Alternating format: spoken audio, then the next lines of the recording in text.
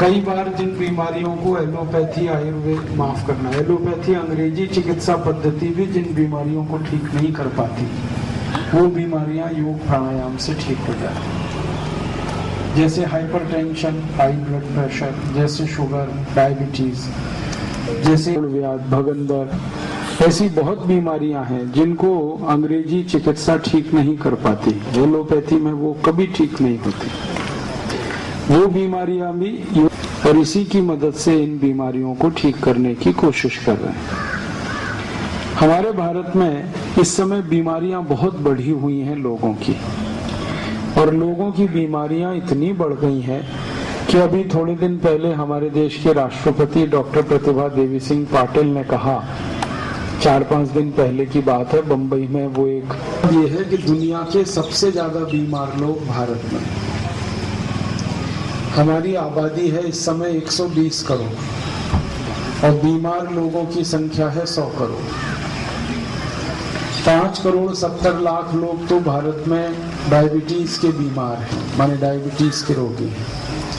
4 करोड़ 80 लाख लोग हृदय रोग, हार्ट की डिसीज से जो 12 करोड़ भारतवासियों को आंखों के रोग हैं, कम दिखाई देता है, बिल्कुल नहीं दिखाई देता, आंखों पे चश्मा चढ़ा हुआ है, रात में नहीं दिखता कुछ लोगों को दिन में नहीं दिखता, दमा है, अस्थमा है, ब्रोंकियल अस्थमा है, ट्यूबरकुलोसिस है, छाती के रोग हैं। करीब 17 करोड़ भारतवासियों को घुटनों का दर्द है, कमर का दर्द है, कंधे का दर्द है। 20 करोड़ भारतवासियों को हाई बीपी है, ब्लड प्रेशर हाई है, और 10 करोड़ लोगों का बीपी लो है। 23 करोड़ भारतवासियों को हर समय सर्दी, खांसी, जुकाम, बुखार, ये जो सामान्य बीमारियां हैं ये होती रहती हैं, रेशा गिरना, नजला होना, 23 करोड़ लोगों को। ऐसे कुल मिला के लगभग 100 करोड़ है। कई बीमारियों का तो मैंने आपको बताया नहीं, जो मानसिक रोग से पीड़ित हैं हमारे देश में, अवसाद से घिरे हुए हैं, डिप्रेशन में हैं, वो 4.5 करोड़ लोग हैं। बहुत खराब हाल है भारत का। हमारे घर में इतनी सारी बीमारियां कहां से आ गई, ये गंभीर प्रश्न है। मैंने इस विषय पे थोड़ा अध्ययन किया तो पता चला कि हम थोड़े दिन पहले तक बहुत स्वस्थ थे। जब आजाद हुआ था भारत 15 अगस्त 1947 को, तो भारत में सिर्फ 5 करोड़ लोग बीमार थे। हमारी सरकार ने 1952 में भारत देश का एक सर्वेक्षण कराया था, जिसको जनगणना भी कहते हैं आप। उसमें पता चला था कि 33 करोड़ की आबादी में 5 करोड़ लोग बीमार हैं। अब आबादी 120 करोड़ की है और बीमार लोग 100 करोड़ हो गए। आबादी हमारी 4 गुनी बढ़ी है और बीमारी हमारी 20 गुनी बढ़ चुकी है। पर हैरानी इस बात पे होती है कि भारत आजाद हुआ तब बहुत कम डॉक्टर्स थे पूरे देश में, अब डॉक्टर्स बहुत ज्यादा हैं। पहले भारत में आजादी के समय मुश्किल से 5000 डॉक्टर्स थे जो रजिस्टर्ड मेडिकल प्रैक्टिशनर थे। अब डॉक्टर 18 लाख हैं पूरे देश में, तो डॉक्टर बहुत हो गए हैं। तो बीमारियां कम होनी चाहिए थी, बीमारियां और बढ़ गई। आजादी जब आई थी तो सिर्फ 70 दवाएं थी भारत में जो मिलती थी। अब आजादी के बाद 84,000 दवाएं हैं, तो बीमारी तो और कम होनी चाहिए। पहले दवाएं कम थी तो लोग कम बीमार थे, अब दवाएं ज्यादा हैं तो लोग ज्यादा बीमार हैं। पहले हॉस्पिटल्स कम थे हमारे यहाँ, प्राइमरी हेल्थ सेंटर तो कहीं नहीं था, कम्युनिटी हेल्थ सेंटर कहीं नहीं था भारत में। कुछ बड़े बड़े शहरों में हॉस्पिटल होते थे, अब हॉस्पिटल हजारों की संख्या में है। फिर बीमारी इतनी क्यों होनी चाहिए, इस विषय पर मैंने थोड़ा अभ्यास किया तो पता चला कि ज्यादातर बीमारियां तो पिछले 50-60 साल में हमारी अपनी गलतियों से आई हैं। हमने अपने जीवन में कुछ ऐसे काम किए हैं जिससे हम बीमार पड़े। हम कई काम ऐसा मानते हैं कि हमने तरक्की के लिए किए हैं, लेकिन उन्हीं कामों ने हमको बीमार कर दिया। विकास के लिए, तरक्की के लिए हमने जो काम किए अपने घर में, परिवार में, और जो परिवर्तन किया हमने, उसी ने हमको बहुत बीमार बनाया। मैंने देखा कि 40-50 साल में हमारे घरों में सबसे ज्यादा परिवर्तन आया रसोई में। हमारी जो किचन है, जहाँ पे हम भोजन बनाते हैं, ये बहुत बदल गया और इसने हमारी बीमारियों को बढ़ा दिया। हमारे देश में आयुर्वेद में सारे के सारे जो ग्रंथ लिखे गए हैं, वो ये कहते हैं कि हर आदमी ज्यादा से ज्यादा अपनी गलती से बीमार पड़ता है। बाहर की गलतियों से तो बीमारियां बहुत कम आती हैं। अगर मान लें कुल बीमारियां हमारे शरीर में 100 हैं, मान लें हम, तो इसमें से 90 बीमारियां हमारी गलती से आती हैं। सिर्फ 10 बीमारियां हैं जो बाहर वालों की गलती से आती हैं। उनको हम वायरल डिसीज कहते हैं, बैक्टीरियल डिसीज कहते हैं। वायरस और बैक्टीरिया बाहर है, शरीर के अंदर नहीं है। वो प्रवेश करते हैं तब बीमारी आती है। तो वायरस और बैक्टीरिया से आने वाली बीमारियां सिर्फ 10% हैं और 90% बीमारियां हमारे खुद की गलती से आती हैं। और हम अगर गलतियां करना कम कर दें अपने जीवन में, तो हमारी बहुत सारी बीमारियां ठीक हो सकती हैं। मैंने आयुर्वेद का पिछले 20 साल बहुत अभ्यास किया और ये समझने की कोशिश की कि आयुर्वेद की चिकित्सा पद्धति के हिसाब से हम कौन सी ऐसी गलती कर रहे हैं जिसके कारण इतनी बीमारियां आ रही हैं। तो मैंने देखा तो हमारे रसोई में हमने कई ऐसी गलतियां कर रखी हैं जिसके कारण हम बीमार हैं। तो मैं आपसे निवेदन ये करने आया हूं कि आप उन गलतियों को ठीक कर लो तो आपकी बीमारियां बहुत कम हो जाए। नहीं तो बीमारियों का कोई इलाज नहीं है। हमको ये जानकर बहुत दुख होगा कि एलोपैथी और अंग्रेजी दवाओं के आधार पर हम जो कोशिश कर रहे हैं बीमारियों के ठीक होने की, एक भी बीमारी ठीक नहीं होती एलोपैथी। एलोपैथी चिकित्सा एक तो ज्यादा पुरानी नहीं है, मात्र 250 साल पुरानी है। और इस 250 साल पुरानी चिकित्सा पद्धति में अभी पूरा रिसर्च नहीं हो पाया, पूरी शोध नहीं हो पाई, क्योंकि चिकित्सा में शोध करने के लिए हजारों साल खर्च होते हैं। तो एलोपैथी चिकित्सा में जो दवाएं बनती हैं ना, वो ट्रायल एंड एरर मेथड पे बनती है। ये ट्रायल एंड एरर मेथड क्या होता है? दवा दे के देखो, गलती करो, फिर सीखो, फिर दवा दे के देखो, फिर गलती करो, फिर सीखो, फिर दवा दे के देखो, फिर गलती करो, फिर सीखो। माने ये तीर और तुक्के वाली कहानी है, लग गया तो तीर, नहीं तो तुक्का। सारी एलोपैथी की चिकित्सा इसी पे निर्भर है। ये गोली दे के देखो, ठीक हुआ तो अच्छा, नहीं तो ये दे के देखो। इंसान के बनाए हुए रसायन सभी गड़बड़, क्योंकि इंसान ही गड़बड़ है। इंसान जब काम करता है किसी प्रयोगशाला में, तो उसके काम करने के पीछे की प्रेरणा क्या है, इस पे निर्भर करेगा कि दवा क्या बनने वाली है। अगर वो पैसे के लालच में काम कर रहा है तो हमेशा दवा खराब बनने वाली है। स्वार्थ अगर उसके मन में है, लालच उसके मन में है, तो वो गड़बड़ होने ही वाला है। इसलिए कहा जाता है कि जो भगवान ने बना दी है दवाएं, वो एकदम परफेक्ट है, क्योंकि ईश्वर को किसी चीज का लालच नहीं, न पैसे का, न नाम का, न यश का, न कीर्ति का।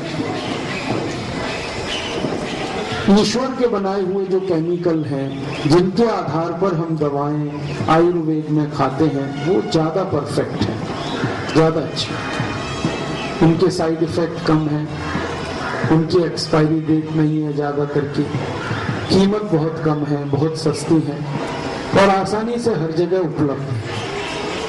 आप घर के बाहर ढूंढो तो आराम से 20-50-100 दवाएं मिल जाए। इसी मैदान में मैं आपको लेके घुमाना शुरू करूं तो कम से कम 50 दवाएं,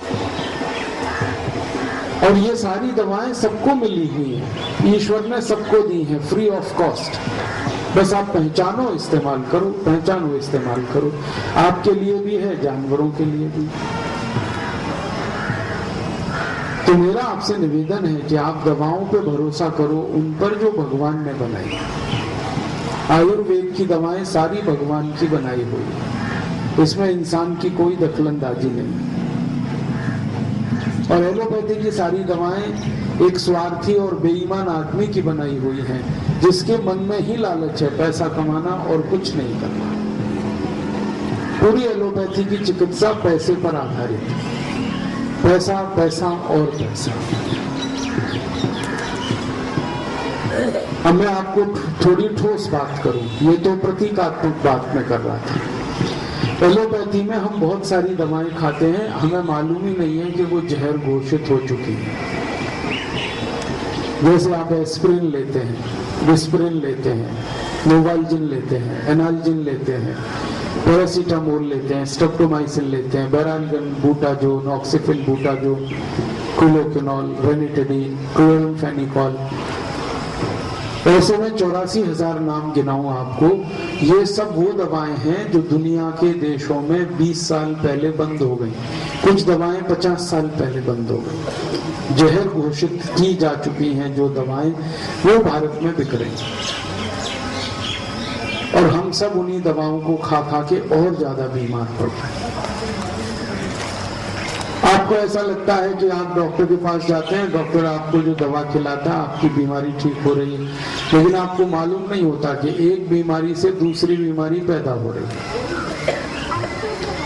मैं आपको क्या है वोवेरोन, ये अक्सर हमें खिलाई जाती है जब बुखार आता है, और कई बार शरीर दर्द है तो भी खिलाई जाती है ये दवा। आपको बड़ी आश्चर्य होगा, हैरानी होगी, दुनिया के 50 देशों में ये दवा बंद है 20 साल से। कनाडा में, जर्मनी में, फ्रांस में, डेनमार्क में, नॉर्वे में, बेल्जियम में, अमेरिका में भी अभी बंद हुई है। 50 देशों ने बंद कर दिया इस दवा को, क्योंकि इस दवा से गुर्दे खराब होते हैं। वोवेरोन के 3 इंजेक्शन गलती से लग जाए किसी को एक दिन में, तो अगले दिन किडनी खराब होगी उसकी। भारत में लाखों मरीज हैं जो वोवेरोन दवा के बाद अपने दोनों गुर्दे खराब करवा चुके हैं।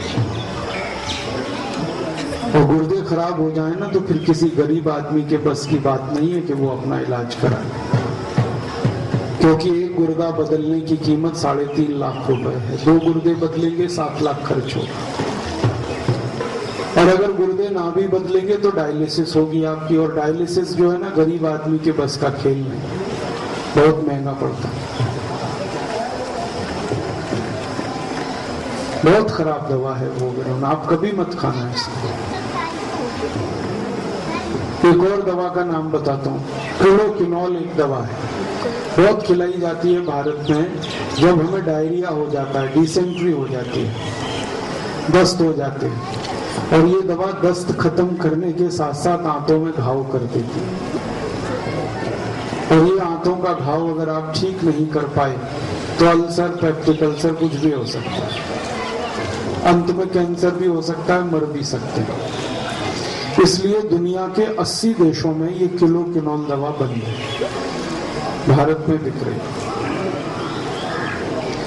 एक और दवा है क्लोरामफेनिकोल, और उसके साथ एक दवा दी जाती है स्ट्रेप्टोमाइसिन। ये कॉम्बिनेशन में दी जाने वाली दवा है, दुनिया के 100 देशों में बंद है, लेकिन भारत में बिक रही है धड़ल्ले से।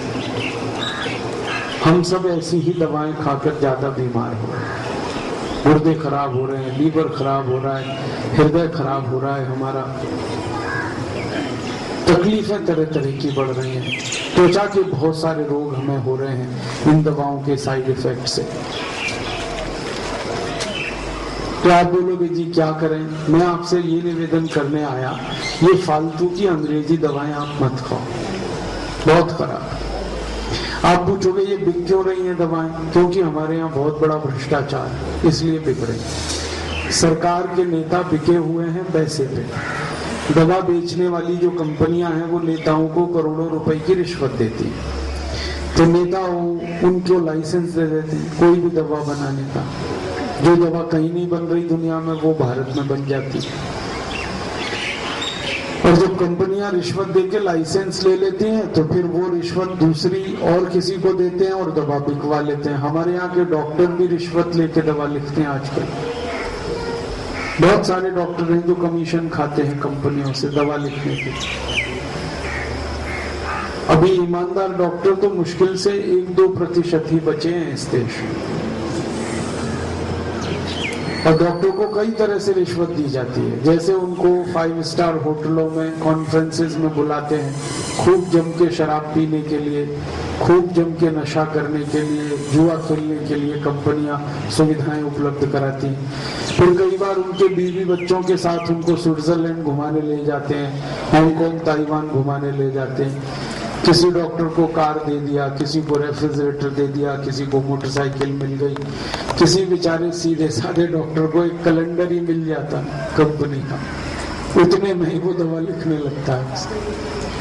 पेपर वेट दे दिया, एक कैलेंडर दे दिया, टेबल कैलेंडर दे दिया, वॉल कैलेंडर दे दिया, उतने में ही डॉक्टर बस खुश, लिख दी उसने दवा उस कंपनी की बिना सोचे समझे। मैं बहुत सारे डॉक्टर्स को मिलता रहता हूँ और बहुत डॉक्टर्स मेरे दोस्त भी हैं। मैं उनसे पूछता हूँ कि तुम लोग ये जो नई नई दवाएं लिखते हो इसकी प्रेरणा क्या है? तो कहते हैं मेडिकल रिप्रेजेंटेटिव, वो हमारी प्रेरणा है। मैंने अध्ययन नहीं है उस नई दवा का क्या असर होगा, क्या असर नहीं होगा, शरीर पर दुष्परिणाम करेगी नहीं करेगी, इन सब में डॉक्टर को मजा नहीं आता। वो जो मेडिकल रिप्रेजेंटेटिव आता है दवा लेके, उससे उनको ये पता करने में मजा आता है कि भाई कमीशन कितना है इस दवा, हम लिखेंगे तो कितना मिलेगा। बहुत सारे डॉक्टर को एक एक दवा पे 35%, 30%, 40% कमीशन। फिर वो जो बेचता है ना केमिस्ट, उसको भी कमीशन। और ये कमीशन के धंधे में लग गए हैं सारी दवा कंपनियों में। उनको आपके स्वास्थ्य की चिंता नहीं है, उनको पैसे मिल रहे हैं, कमीशन मिल रहा है, प्रॉफिट हो रहा है, उसकी चिंता है। मैंने कुछ 20 दवा कंपनियों पे अध्ययन किया। एक फाइजर नाम की कंपनी है, बहुत दवा बनाती है। एक जॉनसन एंड जॉनसन है, एक प्रॉक्टर एंड गैम्बल है, एक रैकेट एंड कोलमैन है, एक पार्क डेविस है, एक जर्मन रेमेडीज है, एक अपजॉन है, एक एबॉट लैबोरेटरीज है, एक एली लिली है। ऐसी 20 कंपनियों पे मैंने अध्ययन किया तो मेरी आंखें फट गई। हैरान हो गया मैं कि एक एक दवा पर इन कंपनियों को 20,000% का मुनाफा है, एक एक दवा पर। इसका मतलब आप समझते हैं, कोई दवा 1 रुपए में बन रही है, मान लो जो टैबलेट आप खा रहे हो ना वो 1 रुपए में बन रही है और 200 रुपए में आपको बेची जा रही है। ये है मतलब 20,000% मुनाफा। 2 रुपए में दवा बन रही है, 400 में बेची जा रही है। 3 रुपए में इंजेक्शन बन रहा है, 600 रुपए में लगा रहा है डॉक्टर आपको वो इंजेक्शन। ये जो बोतल चढ़वाते हैं ना आप ग्लूकोज की, वो 3 रुपए 80 पैसे की बनती है। आपसे कितना लेता है डॉक्टर? 60, 70, 80, 90, 100 गांव में लेगा और शहर में 500, 700, 1000 कुछ भी ले सकता। उसकी मर्जी पे है, वो जितना लूटे। बहुत बुरा हाल है देश का। माताएं तो बहुत ज्यादा फंसती हैं इस दुष्चक्र में। जब माताएं गर्भवती होती है ना तो डॉक्टर बिना ऑपरेशन बच्चा ही नहीं होने देता, जबकि 99% माताओं को नॉर्मल डिलीवरी हो सकती है, वो होने नहीं देते, सीजरियन करते हैं क्योंकि पैसे चाहिए उनको। और जिस बच्चे को सीजर कर दिया उसको समय से पहले निकाल लेते हैं बाहर। अब बच्चा जिंदगी भर आधा पागल रहता है। जिस बच्चे को 7 महीने में निकाल लिया आपने, 8 महीने में निकाल लिया, वो तो मुश्किल ही करेगा, जीवन भर तकलीफ में रहेगा।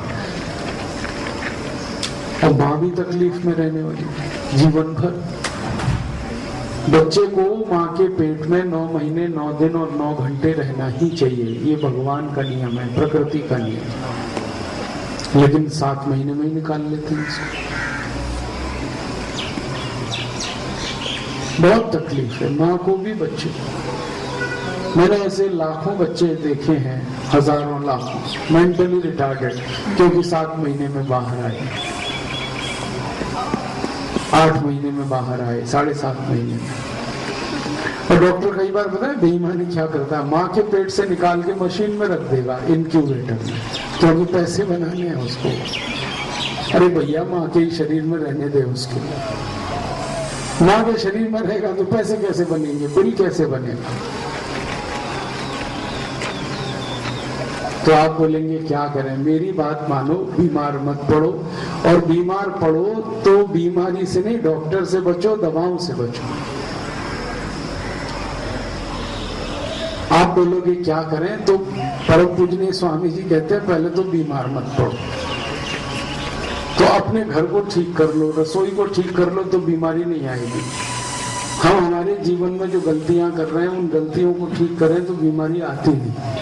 आयुर्वेद में कहा गया है कि व्यक्ति वात पित्त कफ तीन को अगर संतुलित रख ले तो ठीक रहेगा जीवन भर। इन्हीं की विकृति हो तो बीमारी आएगी। अब वात पित्त कफ को हम संतुलित रख लें तो हम जीवन भर निरोगी रहेंगे, ना दवा खानी पड़ेगी, ना डॉक्टर के पास जाना पड़ेगा, ना फालतू इंजेक्शन लगवाने पड़ेंगे, ना ऑपरेशंस कराने पड़ेंगे, ना लाखों करोड़ों रुपए खर्च होंगे। इस गरीब भारत का हर साल 7 लाख करोड़ रुपए बर्बाद हो जाता है बीमारियों के और दवाओं के चक्कर, और लोग बेचारे कर्जा लेके इलाज कराते हैं, घर बेच के इलाज कराते हैं, जमीन बेच के इलाज कराते हैं। बहुत बुरा हाल है देश में। तो पहले तो मैं आपसे ये कहूंगा कि आप अपने को ठीक रखो, स्वस्थ रखो, निरोगी रखो, बीमार मत पड़ो। अब आप बोलोगे जी क्या करें? छोटी छोटी 3-4 बातें ध्यान रखो, बहुत बीमारियों से बच जाओगे। हमारे शरीर में वात अगर विकृत हो जाए तो 80 बीमारियां आती हैं। घुटनों का दर्द, कमर का दर्द, कंधे का दर्द, जोड़ों का दर्द। पित्त विकृत हो जाए तो 40 बीमारियां आती, कफ विकृत हो तो 20 बीमारियां आती। माने वात पित्त कफ तीनों विकृत हो तो आदमी मरेगा, पक्की बात है। तो आप इनको ठीक रखो, वात को, पित्त को, कफ को। आप बोलोगे जी क्या करें? वात को ठीक रखने की सबसे अच्छी दवा है, यह सबसे अच्छा तरीका आयुर्वेद में बताया गया कि तेल शुद्ध खाओ, कभी भी वात ठीक रहेगा। तेल शुद्ध खाओ, शुद्ध तेल खाओ। शुद्ध तेल का मतलब समझते हैं? कोल्हू से निकला हुआ तेल खाओ। कोल्हू है ना जिसमें से तेल निकालते हैं, उसका तेल खाओ। जिंदगी में वात कभी भी खराब नहीं होगा।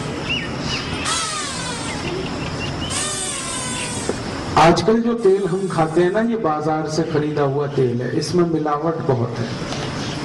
बाजार से जो आप तेल खरीदते हो इसमें पामोलिन तेल मिलाते हैं, और पामोलिन तेल जहर है, शरीर कभी भी उसको पचा नहीं पाता।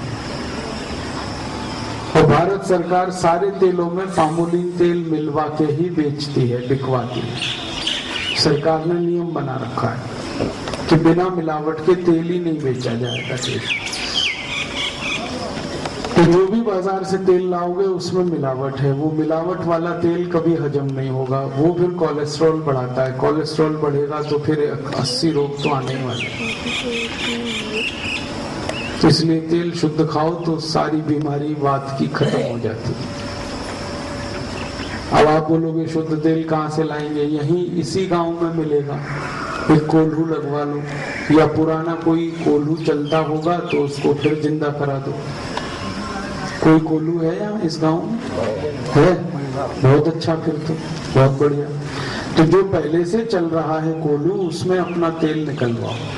तेल तो आप सरसों का ही खाते हो, तो अपनी सरसों लेके जाओ, उससे कहो कि तेल निकाल के दे दे, ये तेल खाओ एकदम शुद्ध। इससे वात के रोग आपके सब खत्म हो जाएंगे। आयुर्वेद कहता है कि वात के सारे रोग खत्म करने का सबसे आसान तरीका है तेल शुद्ध खाते रहो जीवन भर। तो ना घुटने दुखेंगे, ना कमर दुखेगी, ना कंधा दुखेगा, ना जोड़ों में दर्द आएगा, ना कोलेस्ट्रॉल बढ़ेगा, ना बीपी बढ़ेगा, ना हार्ट अटैक आएगा, ना ब्रेन हेमरेज होगा, ना पैरालिसिस होगा। 80 बीमारियों से आप बच गए। देखो कितना आसान उपाय आयुर्वेद का, तेल शुद्ध खाओ। आज से ही आप ऐसी व्यवस्था करो कि शुद्ध तेल अपना कोल्हू का निकलवा के लाओ। दूसरा आयुर्वेद का नियम है कि घी गाय का खाओ, माने गाय का दूध, देशी गाय का दूध, उसका बना के दही, दही को बना के मक्खन, और उस मक्खन को करके गरम, ये जो घी बना ये शुद्ध खाते रहो तो पित्त का कभी भी कोई रोग नहीं आता। Acidity, hyper acidity, ulcer, peptic ulcer, पेट में तेजाब बनना, जलन होना, यूरिक एसिड बढ़ना, ये सब पित्त के बीमारियां हैं। ये सब खत्म हो जाती हैं अगर आप घी शुद्ध खाते हो, देशी गाय का घी। डालडा मत खाना कभी, सबसे खतरनाक है डालडा। ये भारत में जब से डालडा आया तभी से बीमारियां घुस गई घर घर। 20-25 साल पहले कोई डालडा नहीं खाता था क्योंकि बनता ही नहीं था। ये सरकार ने तरक्की और विकास के नाम पर डालडा बनवाना शुरू किया और हम भी मूर्ख लोग फंस गए उस डालडा के चक्कर में। अब डालडा की पूड़ी खाते हैं, डालडा की कचौड़ी खाते हैं, डालडा की मिठाई खाते हैं, डालडा की नमकीन। पूड़ी कचौड़ी बनानी है तो भी डालडा में मत बनाओ, तेल में बनाओ। तिल का तेल होता है ना, उसमें पूड़ी बहुत अच्छी बनती है। तिल के तेल में आप बोलोगे जी देशी घी बड़ा महंगा है। मैंने बहुत इसका हिसाब निकाला है, डालडा और देशी घी बराबर ही है। कैसे बराबर है? डालडा में पूड़ी बनाओ, कचौड़ी बनाओ तो बहुत खर्चा होता है घी का, और देशी घी में बनाओ उसके आधे में ही बन जाती है। और डालडा 120 रुपए किलो, देशी घी 250 रुपए किलो, कोई बहुत अंतर नहीं। तो देशी घी में बनाओ। और जो आपके पास कैपेसिटी नहीं 250 रुपए किलो घी लाने की, तो मैं तो कह रहा हूँ 80 रुपए किलो का तिल का तेल आता है, उसमें बनाओ पूड़ी कचौड़ी, बहुत अच्छी बनती। तिल के तेल की पूड़ी पूरे समय नरम रहती है, कभी भी वो कड़क नहीं होती। 2 दिन भी रखो तो नरम रहती। और तिल का तेल शुद्ध निकलवाओ, ऐसे ही जैसे सरसों का निकलता है कोलू में, उसमें पराठा बनाओ, पूड़ी बनाओ, कचौड़ी बनाओ। और नहीं तो देशी घी खाओ, तो पित्त के सारे रोग आपके अपने आप ठीक होते रहेंगे। तेजाब नहीं बनेगा, एसिडिटी नहीं होगी, हाइपर एसिडिटी नहीं होगी, अल्सर नहीं होगा, यूरिक एसिड नहीं बढ़ेगा, पेट में जलन नहीं होगी, छाती में जलन नहीं होगी, गले में जलन नहीं होगी, बहुत बीमारियों से बचोगे। तो 2 उपाय मैंने बताए, एक तो शुद्ध तेल कोल्हू से निकाला हुआ, और दूसरा शुद्ध घी, गाय का हो तो बहुत अच्छा, नहीं तो भैंस का। तीसरा नियम है चीनी मत खाओ, तो कफ का कभी भी रोग नहीं आएगा। कफ के रोग आप जानते हैं क्या है? एक तो मोटापा, ये जो आजकल मोटापा बढ़ रहा है हमारे देश में, ये कफ की विकृति का रोग है। रेशा गिरता है नाक से, सर्दी होती है, जुकाम होता है, खांसी होती है, बलगम बनता है।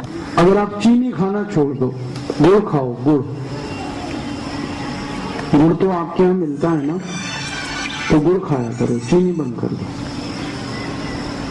चीनी छोड़ते ही कफ ठीक होता है, घासलेट और डालडा छोड़ते ही पित्त ठीक होता है, और रिफाइंड ऑयल तीनों हो गया संतुलित, अब बीमारी नहीं आएगी आपको। और अगर आ गई है तो ऐसे ही ठीक हो जाएगी, करके देखो। मैंने सैकड़ों मरीजों पे ये एक्सपेरिमेंट किए, तब मैं आपको बता रहा हूँ। वात के मरीजों को मैं कोई दवा नहीं देता, मैं होम्योपैथी की प्रैक्टिस करता हूँ। तो बहुत मरीज आते हैं मेरे पास, वो कहते हैं जी वात है, मैंने घुटनों का दर्द, कमर का दर्द, तो मैं उनको खाली गोलियां दे देता हूँ। आप जानते हैं होम्योपैथी में सफेद सफेद मीठी मीठी गोलियां आती, उसमें दवा नहीं डालता, ऐसे ही दे देता हूँ, लो खाओ दवा। तो मरीज को लगता है मैं दवा खा रहा हूँ, वास्तव में वो दवा होती नहीं, वो तो मीठी गोली है। फिर मैं उसको कहता हूँ कि कुछ पथ्य है, तो वो पथ्य मेरी असली दवा है। ये गोली तो ऐसे ही उसको बुलावे में रखने के लिए खिलाता हूँ, नहीं तो मरीज मानता ही नहीं, कहता मुझे तो दवा चाहिए जी। दिमाग ऐसा उल्टा हो गया है, बोतल चढ़ाओ जी, जरूरत नहीं फिर भी चढ़ा दो, इंजेक्शन लगा दो, संतोष ही नहीं होता मरीज को। तो खाली गोली दे देता हूँ कि ये खाते रहो, 4-4 गोली सुबह दोपहर शाम। फिर उनसे कहता हूँ कि पथ्य ये है कि शुद्ध तेल खाना है, घर में शुद्ध तेल की व्यवस्था करो। अब वो खाने लगता है, 4-6 महीने बाद उसका कोलेस्ट्रॉल चेक कराते हैं, नॉर्मल आता है। शुद्ध तेल खाते, ट्राइग्लिसराइड नॉर्मल आता है। तो कोलेस्ट्रॉल नॉर्मल हुआ तो फिर सब ठीक होने ही वाला है, हृदय की हर बीमारी ठीक होगी। कोलेस्ट्रॉल नॉर्मल हो जाए तो शुगर भी ठीक होगी, डायबिटीज भी ठीक होगा। मैंने इस पर थोड़ा रिसर्च किया कि तेल में है क्या ऐसा, शुद्ध तेल में क्या है। तो शुद्ध तेल की जो चिकनाई है उसमें प्रोटीन कंटेंट है, और ये मिलावट वाला तेल जब आता है ना तो उसकी चिकनाई कम हो जाती है, वो ही सारी गड़बड़ शुरू करता है। सैकड़ों मरीज ठीक हुए हैं मेरे, खाली मैंने उनको तेल शुद्ध करा दिया, इसी में ठीक हो जाए। तब से मैंने ये नियम बना लिया कि सबको बोलूंगा शुद्ध तेल खाओ। मैं 20 साल से शुद्ध तेल खाता हूं अपने घर में, और 20 साल में एक दिन भी कभी हॉस्पिटल में नहीं गया।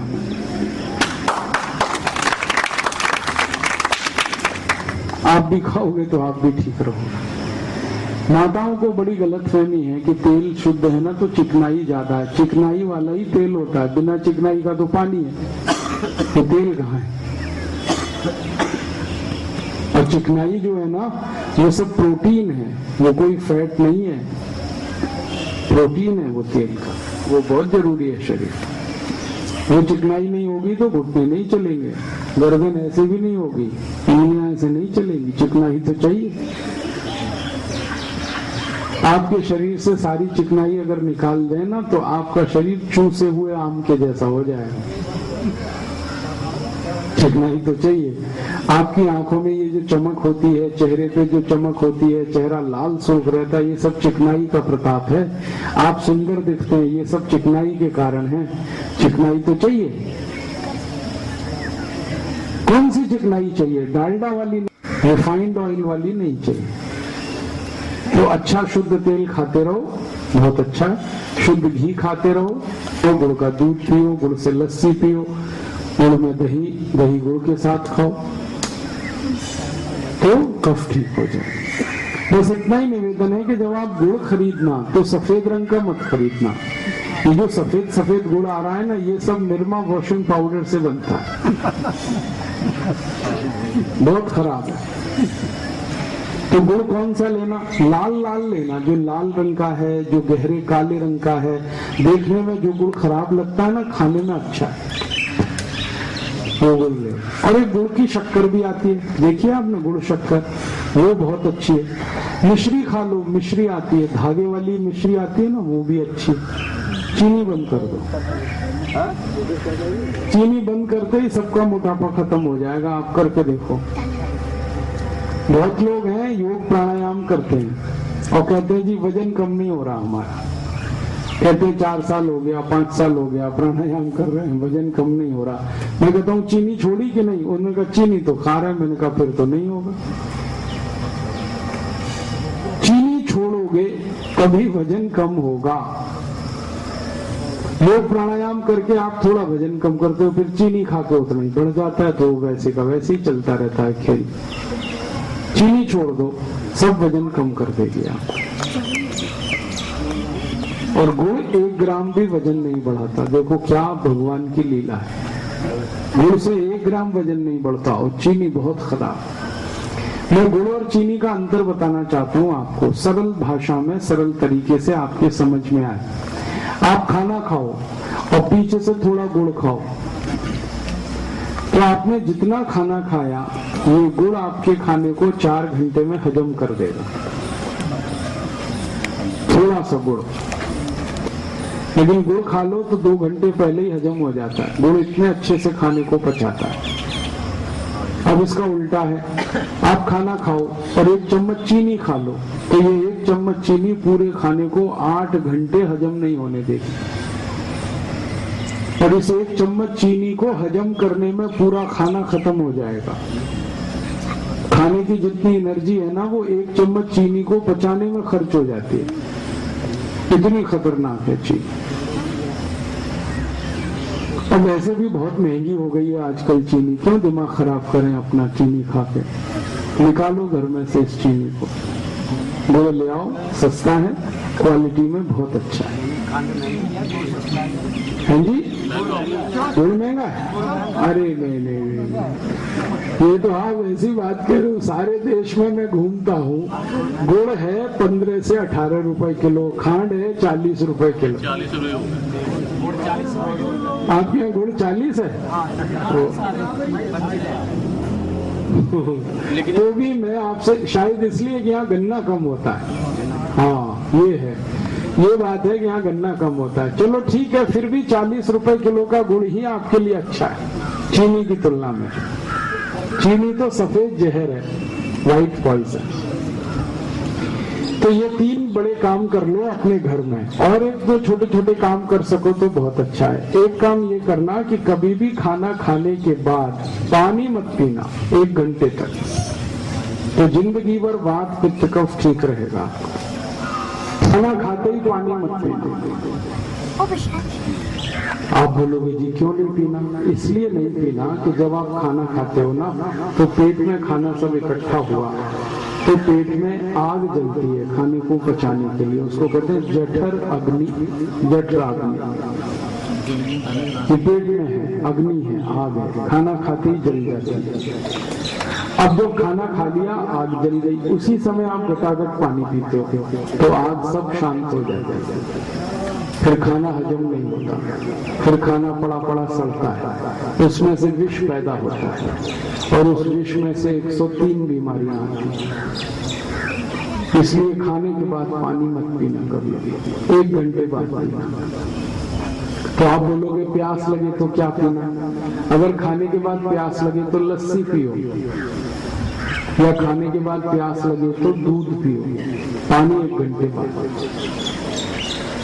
दोपहर को खाना खाया, प्यास लगी तो लस्सी पी लो, शाम को खाना खाया, प्यास लगी तो दूध पी लो, पानी 1 घंटे बाद ही पी लो। इस नियम से जिंदगी भर वात पित्त कफ आपका संतुलित रहेगा, क्योंकि जो खाया है वो ठीक से हजम होगा, और जो खाया हुआ ठीक से हजम हो तो फिर उसी में से रक्त बनेगा, मांस बनेगा, मज्जा बनेगी, वीर्य बनेगा, शुक्र बनेगा, सब कुछ उसी में से बनने वाला है जो खाया हुआ है, अगर वो ठीक से हजम होता है तो। और अगर हजम नहीं होगा खाया हुआ ठीक से तो विष बनेगा, और फिर दुनिया भर के रोग आने वाले हैं। इसलिए खाने के 1 घंटे बाद पानी पियो। पानी हमेशा घूट घूट करके पिया करो। 1 घूट पानी पिया, थोड़ी देर रुके, फिर 1 घूट पिया, फिर थोड़ी देर रुके, फिर 1 घूट पिया, फिर थोड़ी देर रुके, ऐसे पानी पीने की आदत डालना। ये घटाघट पानी पीना ठीक नहीं है। आप बोलोगे क्या नुकसान है? जब हम घटाघट पानी पीते हैं ना, तो सारा पानी बहुत जल्दी नीचे उतरता है, तो मुंह की जो लार है उसको पानी से मिलकर अंदर जाने का समय नहीं मिलता, और ये मुंह की लार ही है जो तेजाब को शांत करती है पेट के। और घूट घूट पानी पियो तो मुंह की लार पानी के साथ अच्छे से मिलकर अंदर जाती है, और लार तेजाब को शांत करती है, और जिनके पेट का तेजाब शांत होता है उनकी जिंदगी में कभी रोग नहीं आता। तो आप जिंदगी भर निरोगी रहोगे, पानी घूट घूट पियो। आपने देखा है सारे पशु पक्षी इस नियम का पालन करते हैं, पानी घूट घूट पीने का। कुत्ते को देखो पानी चाट के पीता है, चिड़िया को देखो 1-1 घूंट पानी पीते, 1 बूंद पानी का लेगी, फिर चोंच चलाएगी, फिर पिएगी, फिर 1 बूंद लेगी, फिर चोंच चलाएगी। गाय को देखो, बैल को देखो, बकरी को देखो, सब घूंट भर के पानी पीते हैं। मनुष्य है जो घटाघट पानी पीता है। मैंने आज तक किसी चिड़िया को ओवरवेट नहीं देखा, किसी पक्षी की तोंद बाहर नहीं निकलती, पेट नहीं निकलता। ये सारी खुराफात आदमी के ही साथ। ये मनुष्य सोचता तो है कि मैं बहुत होशियार हूं, लेकिन है मूर्ख। होशियार तो पशु पक्षी जो इस नियम का पालन करते हैं। आप पशु पक्षियों को देखो, खाने के साथ कभी पानी नहीं पीते, पिला के देखो। गाय खाना खाएगी, उसके सामने पानी रख देना, वो देखेगी भी नहीं पानी। खूब अच्छे से खाना खाएगी, 2-3 घंटे बैठकर जुगाली करेगी, फिर पानी पिएगी। भैंस को देख लो, कुत्ते दिमाग में क्या तकलीफ है। ये 2 नियम कोई भी पालन करे, खाने के 1 घंटे बाद पानी, और पानी घूट घूट, जिंदगी भर निरोगी रहेगा, कभी कोई तकलीफ नहीं। और एक तीसरा नियम है, सवेरे जब आप सोकर उठो तो सबसे पहले पानी पिया करो। दांत नहीं साफ करना, कुल्ला नहीं करना, मंजन नहीं करना, पहले पानी पीना, उठते ही पानी पीना, बासी मुंह पानी पीना। क्यों? रात भर की जो लार मुंह में जमा है ना, उठते ही पानी पियोगे सब अंदर जाएगी, और सवेरे तेजाब बहुत बनता है पेट में, तो लार पेट में गई तो तेजाब शांत हुआ। और एक फायदा है, सुबह उठते ही पानी पियो तो पेट बहुत साफ होता है, सारा मल कचरा बाहर निकल जाता है, और जिनका सवेरे एक बार पेट साफ हो जाए ना, जिंदगी भर वो निरोगी रहते हैं। और एक आखिरी नियम याद रखना, ठंडा पानी कभी मत पीना, फ्रिज का पानी, बर्फ डाला हुआ पानी, ये जहर है, कभी मत पीना।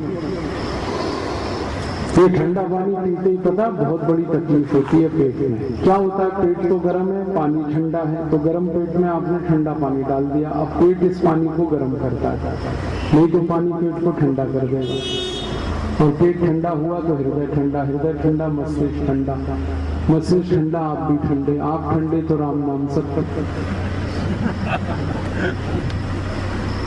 जैसे ही आप ठंडे होंगे ना, घर से निकाल के बाहर रख देंगे सड़क पे, आपको घर में नहीं रहने देंगे। जो घर आपने बनाया लाखों करोड़ों का, उसमें ही नहीं रहने देते, आप निकाल के बाहर कर देते। और जब तक शरीर गर्म होता है ना, लिपट चिपट के रोते हैं, और जैसे ही शरीर ठंडा हुआ दूर से ही प्रणाम करते हैं, छूते भी नहीं फिर उस शरीर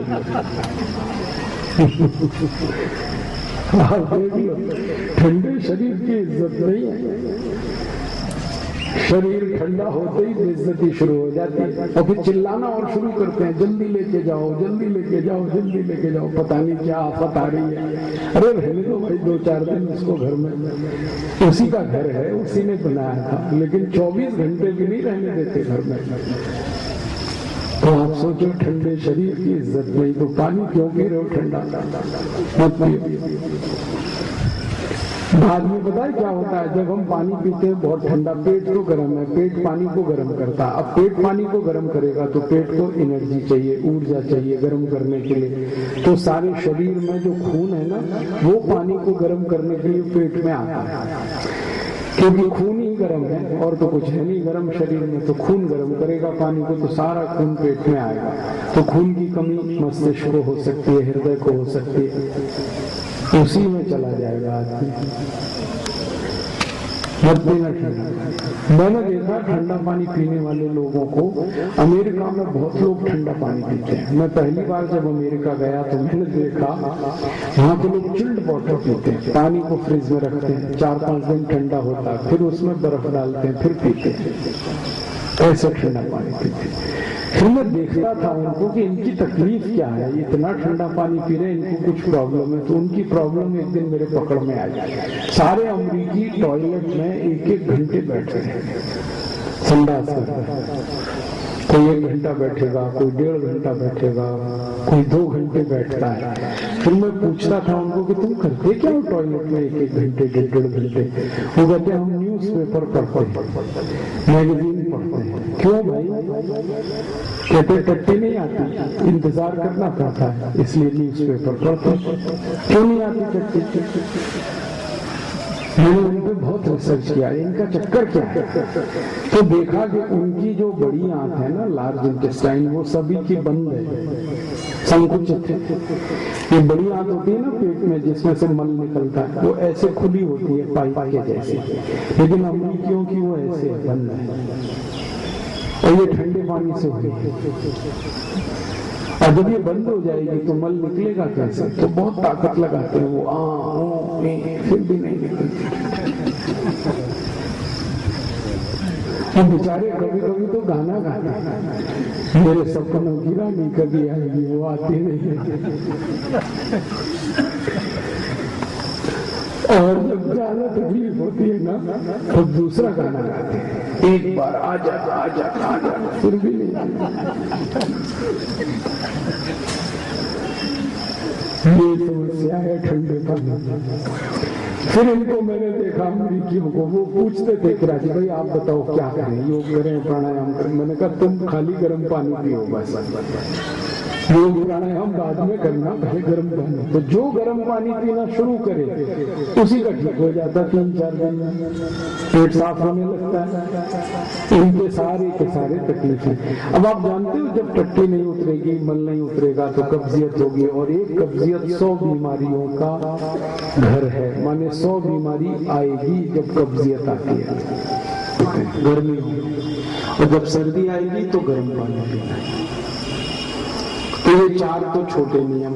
पानी खाने के 1 घंटे बाद पानी घूट घूट भर के पीना, सुबह उठते ही पहले पानी पीना, और ठंडा पानी नहीं पीना। ये 4 नियम जो पालन करे जिंदगी भर सुखी रहेगा, निरोगी रहेगा। और 3 नियम बड़े बताए।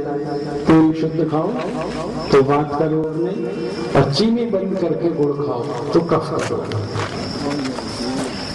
अब एक नियम मुझे और बताने के लिए कहा गया कि खड़े होकर पानी मत पीना कभी। ऐसे 7000 नियम है आयुर्वेद में, मैंने तो 3-4 ही बताया है। खड़े होकर पानी नहीं पीना, हमेशा बैठ के पानी पीना। खड़े होकर पानी पीने का दुष्परिणाम बहुत है, क्योंकि खड़े होकर पानी जो जाता है ना शरीर में, तो ये ग्रेविटी है ना, भूमि का गुरुत्वाकर्षण बल, वो पानी को जो कि तेजी से नीचे खींचता है। तो पानी जो है जाना चाहिए पूरे शरीर में, वो नीचे चला जाता है सीधे मूत्रपिंड में। और पानी तो बहुत बड़ी दवा है, औषधि है। तो शरीर के बाकी अंगों को ना मिलके सीधे मूत्रपिंड में गया तो गड़बड़। तो शरीर के सब अंगों में जाना चाहिए, फिर अंत में मूत्रपिंड में आना चाहिए। खड़े खड़े जो पानी पीते हैं वो सीधे मूत्रपिंड में जाता है, वो गड़बड़। बैठते ही पीना अच्छा। चले आगे बढ़े। ये तो हुआ कि जीवन में कैसे रहें, निरोगी कैसे रहें, रोग मुक्त कैसे रहें, इसका सबसे आसान तरीका। लेकिन कभी कभी कोई बीमारी आ जाए तो क्या करें? तो अपने घर की जो दवाएं हैं इनका उपयोग करो। भगवान की बनाई गई आयुर्वेद की दवाएं अपने घर में हैं, इनका उपयोग करो, इससे हर बीमारी ठीक होती है। आपको हैरानी होगी जान के कि आपके घर में कम से कम 108 दवाएं हैं। जीरा है, धनिया है, हल्दी है, तेजपत्ता है, दालचीनी है, काला नमक है, सेंधा नमक है, देशी गाय का घी है, दही है, छाछ है, मक्खन है, मिश्री है, गुड़ है, सूंठ है, अदरक है, काली मिर्च। ऐसी 108 दवाएं सब घर में हैं। इन दवाओं से हर बीमारी ठीक होती है, बस पता नहीं हमें। तो शरीर के सब अंगों में जाना चाहिए, फिर अंत में मूत्रपिंड में आना चाहिए। खड़े खड़े जो पानी पीते हैं वो सीधे मूत्रपिंड में जाता है, वो गड़बड़। बैठते ही पीना अच्छा। चले आगे बढ़े। ये तो हुआ कि जीवन में सुखी कैसे रहें, निरोगी कैसे रहें, रोग मुक्त कैसे रहें, इसका सबसे आसान तरीका। लेकिन कभी कभी कोई बीमारी आ जाए तो क्या करें? तो अपने घर की जो दवाएं हैं इनका उपयोग करो। भगवान की बनाई गई आयुर्वेद की दवाएं अपने घर में हैं, इनका उपयोग करो, इससे हर बीमारी ठीक होती है। आपको हैरानी होगी जान के कि आपके घर में कम से कम 108 दवाएं हैं। जीरा है, धनिया है, हल्दी है, तेजपत्ता है, दालचीनी है, काला नमक है, सेंधा नमक है, देशी गाय का घी है, दही है, छाछ है, मक्खन है, मिश्री है, गुड़ है, सूंठ है, अदरक है, काली मिर्च है। ऐसी 108 दवाएं सब घर में हैं। इन दवाओं से हर बीमारी ठीक होती है, बस पता नहीं हमें। आपके घर में कोई भी बीमारी आए तो अपने घर की दवाएं इस्तेमाल करो, बहुत अच्छी। एक तो साइड इफेक्ट नहीं इन दवाओं का, दूसरा ज्यादा खर्चा नहीं होता, और भगवान की बनाई हुई है, आदमी का इसमें कोई हिस्सा नहीं। और इन दवाओं की सबसे आसानी से उपलब्धता है हर घर में। करोड़पति हो या रोडपति, सबके घर में ये दवाएं। मैं कुछ दवाएं बताता हूँ, आप हमेशा उनका उपयोग करो। जैसे डायबिटीज है किसी को, घर में इसकी दवा है। डायबिटीज की क्या दवा है? मेथी का दाना, इसको बनाओ पाउडर, पीस के बना लो पाउडर। फिर है जामुन की गुठली, जामुन का फल है, जामुन तो खा लो, गुठली को सुखा लो धूप में और उसको पीस के पाउडर का पाउडर, जामुन की गुठली का पाउडर, करेले का पाउडर और मेथी दाना, ये चारों को पीस के बराबर मात्रा में शीशी में भर के रख लो। यही दवा है डायबिटीज की। इसको खाना कैसे है? 1 चम्मच सुबह खाओ, 1 चम्मच शाम गर्म पानी के साथ, खाना खाने से 1 घंटे पहले। ये तरीका है खाने का। बस 4 से 6 महीने कोई भी खा लेगा, शुगर सबकी ठीक हो जाएगी। मैंने हजारों लोगों की शुगर ठीक की है इस छोटी सी नुस्खे से, और ये नुस्खा मेरा नहीं है, आयुर्वेद का है। इसमें साइड इफेक्ट नहीं है, खर्चा बहुत कम होगा, दवा आसानी से आप खुद बना सकते हो, और इस दवा को एक्सपायरी डेट नहीं है, खत्म हो जाए और बना लो, फिर खत्म हुई और बना लो। तो आप याद रखो, ये दवा डायबिटीज की बहुत अच्छी दवा है। और डायबिटीज के मरीज ये दवा खाते खाते थोड़ा प्राणायाम करें, अनुलोम विलोम और कपालभाति, तो और जल्दी ठीक होगा। बहुत जल्दी शुगर ठीक होती है। और मैंने बहुत मरीजों की शुगर ठीक की, और उसके बाद जब शुगर ठीक हो जाती है ना, तो मैं उनकी ये दवा बंद करा देता हूँ। फिर उनसे कहता हूँ 200 ग्राम चीनी खा के देखो एक दिन। वो खाते हैं और एक यूनिट उनकी शुगर नहीं बढ़ती। फिर इतनी बढ़िया दवा है, आप भी इसका इस्तेमाल करो अगर घर में किसी को डायबिटीज है तो। जामुन का बीज। दूसरी दवा बताता हूँ हृदय के लिए। हृदय की सब बीमारियों की एक दवा अपने घर में है। जैसे हृदय का ब्लॉकेज है कहीं पे, डॉक्टर कहेगा ऑपरेशन कराओ, मत कराना, क्योंकि 2.5-3 लाख खर्च होगा और वो ऑपरेशन बेकार है। 7-8 महीने बाद वो बेकार हो जाता है। हृदय के ऑपरेशन में डॉक्टर एंजियोप्लास्टी जब करता है ना, तो एक छोटी सी स्प्रिंग डालता है। वो स्प्रिंग एक तो 10 रुपए की बनती है और आपको वो 2.5 लाख रुपए में डलती है। लूट बहुत है उसका। और दूसरा, वो स्प्रिंग 6-7 महीने में ही बेकार हो जाती है। आपने ऑपरेशन कराया, 6-7 महीने ठीक रहेगा, फिर दोबारा अटैक आ सकता है। तो क्या फायदा 2.5-3 लाख खर्च की? इससे अच्छा ऑपरेशन मत कराओ। फिर क्या करो, अपने घर में एक दवा है वो खाओ। वो दवा क्या है?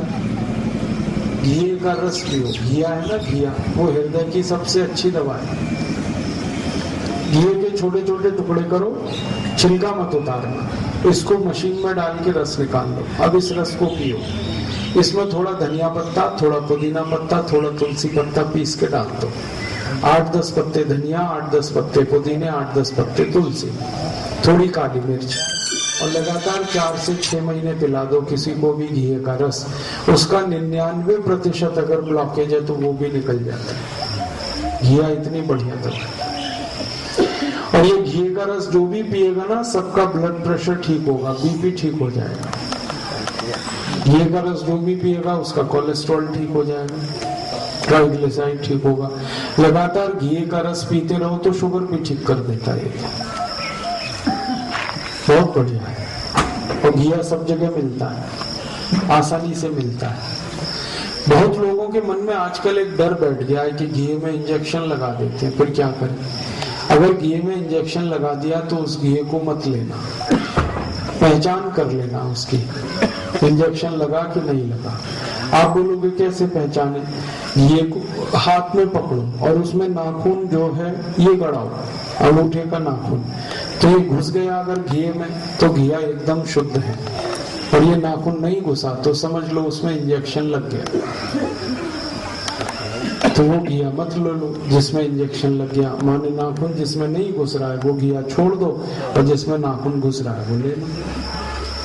घिया अपने घर में भी पैदा कर सकते हो। थोड़ी भी खाली जमीन है, लगा दो उसमें एक बीज, उसकी बेल आ जाएगी, घिया मिले। और कुछ दवाएं बताता हूँ। बवासीर है, बवंदर है, इसकी दवा अपने रसोई में है। उसका नाम है काला दाग, काला मुनक्का। ये जो काला मुनक्का है इसको रात को पानी में डाल दो, 5-6 मुनक्के रात भर पानी में रखो, सवेरे उस मुनक्के को खोलो तो उसका बीज निकाल दो। बीज उसका जहरीला है, मत खाना। तो बीज निकाल के मुनक्का चबा के पीछे से वही पानी पियो जिसमें आपने मुनक्का डाला। 4 से 6 महीने आप खा लोगे मुनक्का तो बवासीर बिल्कुल ठीक हो, बवंतर भी ठीक होगा, फिस्टुला भी ठीक होगा, ऑपरेशन कराने की जरूरत ही नहीं। और जब ताजा अंगूर मिलता हो ना तो काला अंगूर ले लो, उसको पीस के उसका रस निकाल लो, आधा कप रस सवेरे निन्ने पेट पी लो तो भी बवासीर ठीक होगा, बवंतर ठीक होगा। अपने घर में और एक दवा है, उसका नाम है मूली। मूली का नीचे का हिस्सा है ना सफेद वाला, उसको पीसकर उसका रस निकाल लो आधा कप, और वो रस खाने के आधा घंटे बाद पियो सुबह शाम, तो 20-20 साल पुराना बवासीर ठीक हो जाता है। कितनी अच्छी दवा है, घर में ही है, गोली छूट जाती है इससे।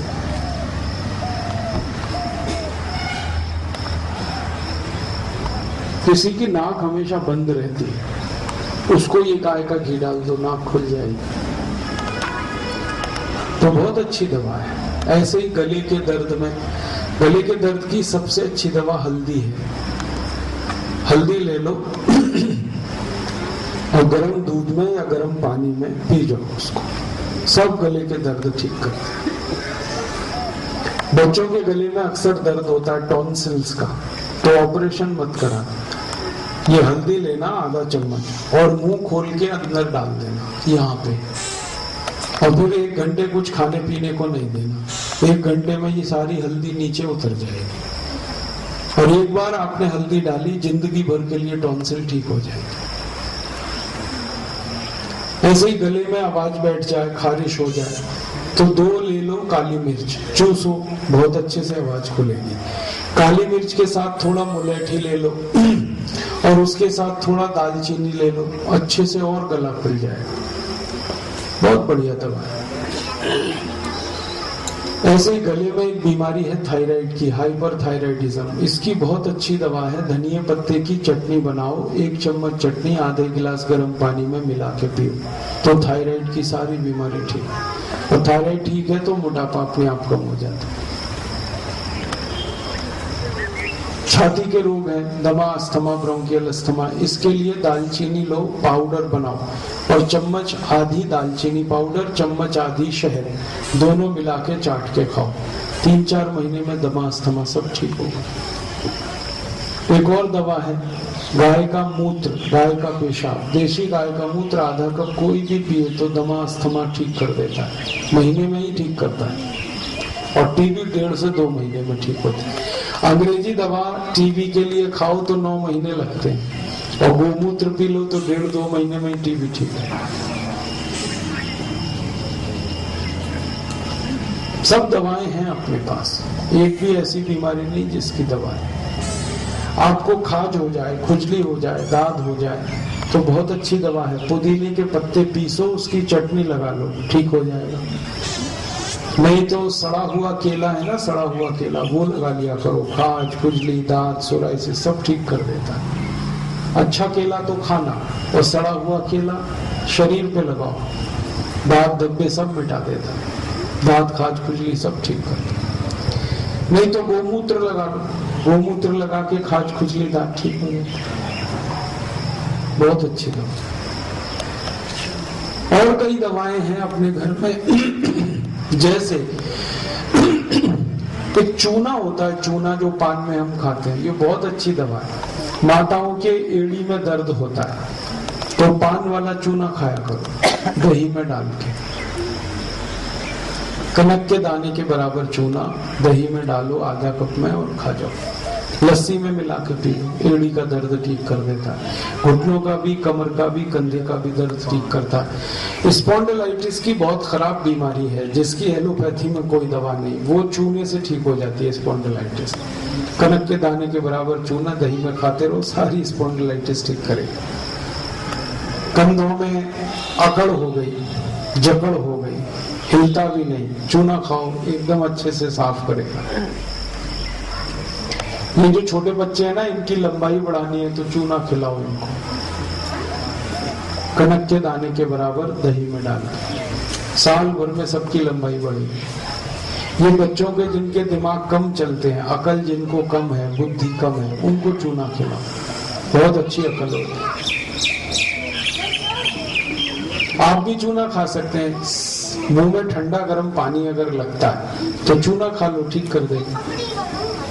किसी को पीलिया हो गया, पीलिया तो चूना ही दवा है और कोई दवाई नहीं, पूरी दुनिया में नहीं है पीलिया की कोई दवा। ये जो लिव 52 है ना, ये चूने का पानी है और कुछ नहीं। चूना आता है 50 पैसे का, लिव 52 50 रुपए का। ऐसे लूट मार हो रही है आप। तो चूना खा लो, जॉन्डिस ठीक होगा। पीलिया कैसे खाएं? कनक के दाने के बराबर चूना दही में, नहीं तो लस्सी में, नहीं तो गन्ने के रस में, नहीं तो पानी में मिला के पी। किसी पुरुष के वीर में शुक्राणु बहुत कम है, आप उनको चूना खिलाओ, बहुत अच्छे से शुक्राणु बनेंगे। माताओं के शरीर में अंडे नहीं बनते, चूना खिलाओ, बहुत अच्छा है। मैंने कई ऐसे पति पत्नी देखे जिनको 10-10 साल से बच्चे नहीं थे, उनको चूना खिलाया और बच्चे हो गए। इतना आसान इलाज है। प्राइमरी इनफर्टिलिटी की बेस्ट मेडिसिन है चूना। आप डॉक्टर के चक्कर में सालों साल भटकते रहना, कुछ नहीं होगा। और ये भगवान का दिया हुआ थोड़ा चूना खा लो, सब ठीक। और चूना बहुत सस्ता है, कहीं भी मिलता है, पान की दुकान पे खरीद लो। मैंने देखा चूने से 70 बीमारियां ठीक होती। इसलिए मैं आजकल सबको कहता हूँ चूना खाओ, चूना लगाओ मत कभी किसी को। ये चूना लगाने के लिए नहीं है, खाने के लिए। माता इसको याद रखें, जब उम्र 45 साल की होती है किसी माँ की, 45 या 50 की, तो मासिक धर्म बंद होता है।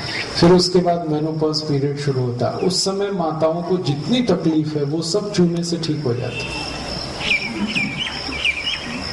और कोई माँ गर्भावस्था में है और आप चाहते हो कि उसका बच्चा स्वस्थ हो, तंदुरुस्त हो, नॉर्मल डिलीवरी हो, तो उस माँ को जरूर चूना खिलाओ।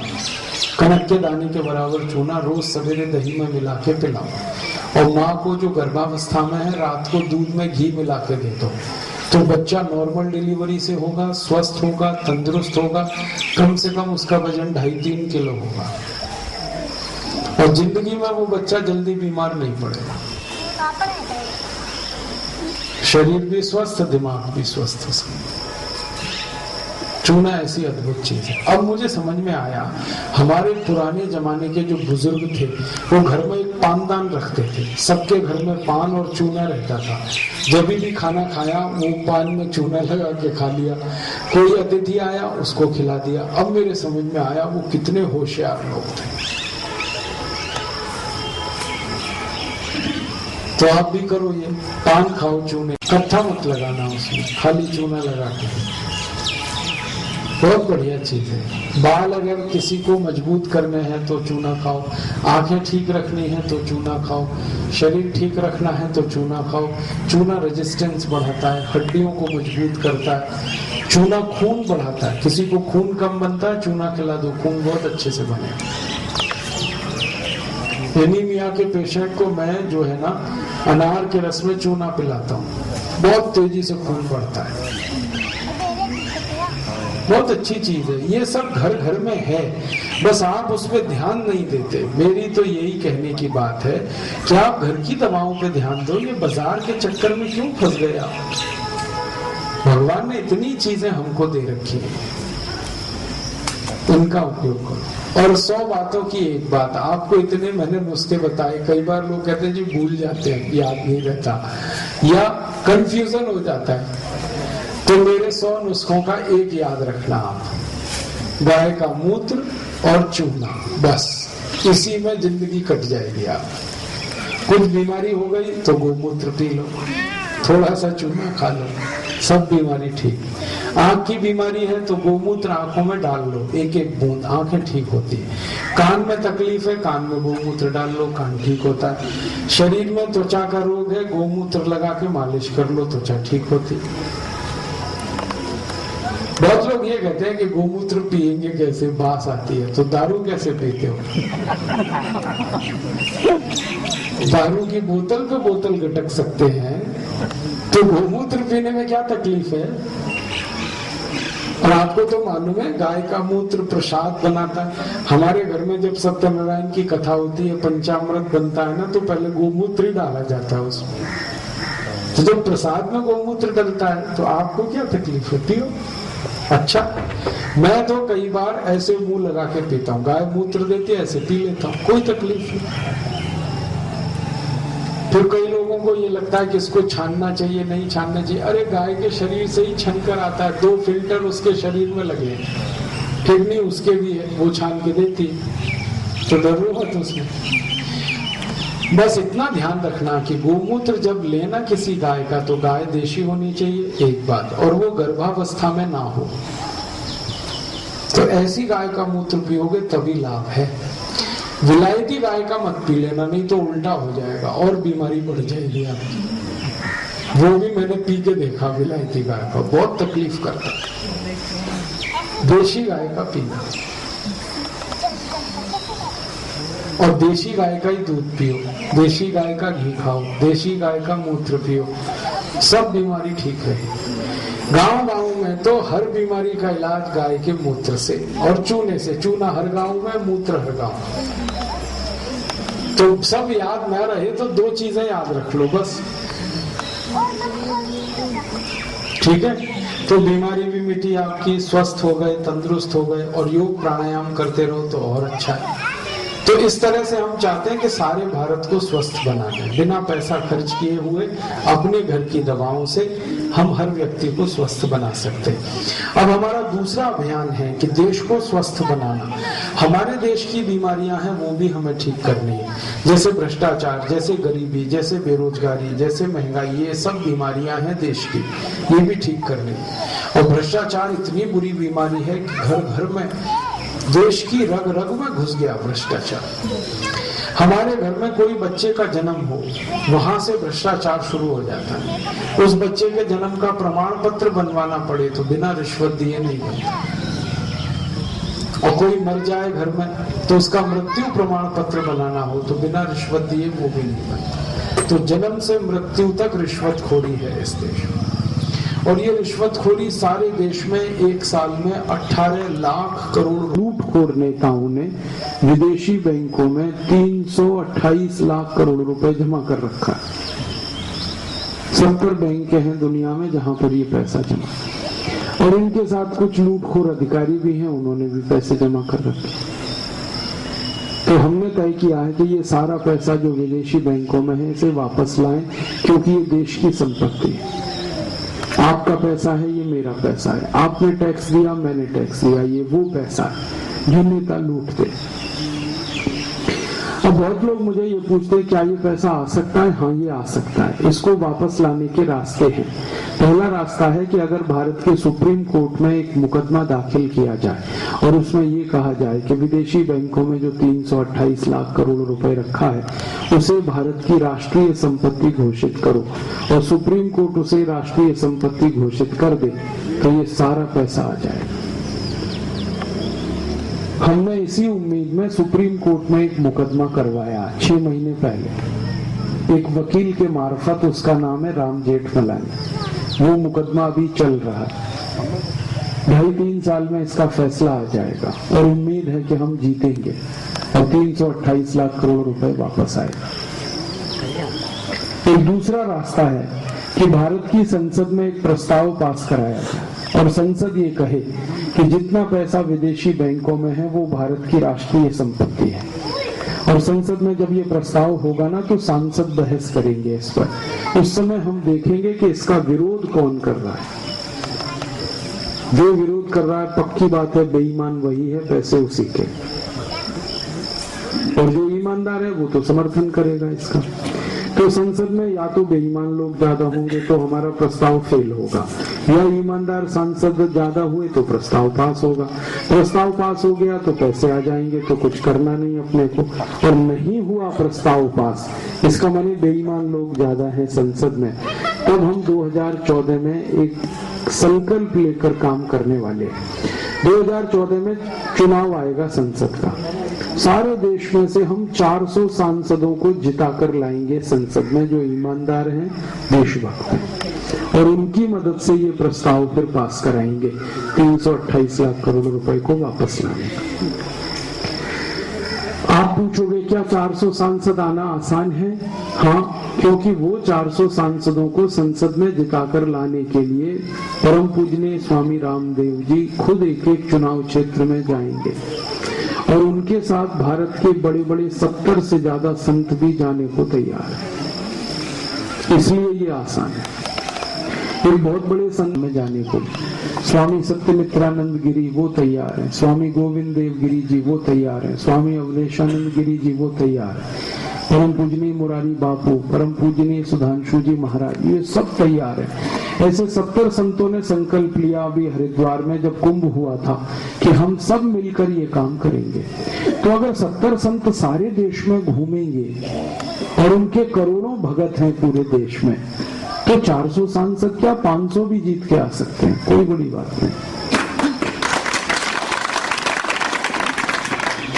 और ये सांसद जीत के आएंगे तो कानून बनवा देंगे, कानून बनेगा तो पैसे आ जाएंगे, पैसे आए तो उसको बैंक में फिक्स डिपॉजिट में रखेंगे। 330 लाख करोड़ 328 लाख करोड़ है, ये पैसे अगर बैंक में रख दें तो साल का ब्याज आएगा 33 लाख करोड़।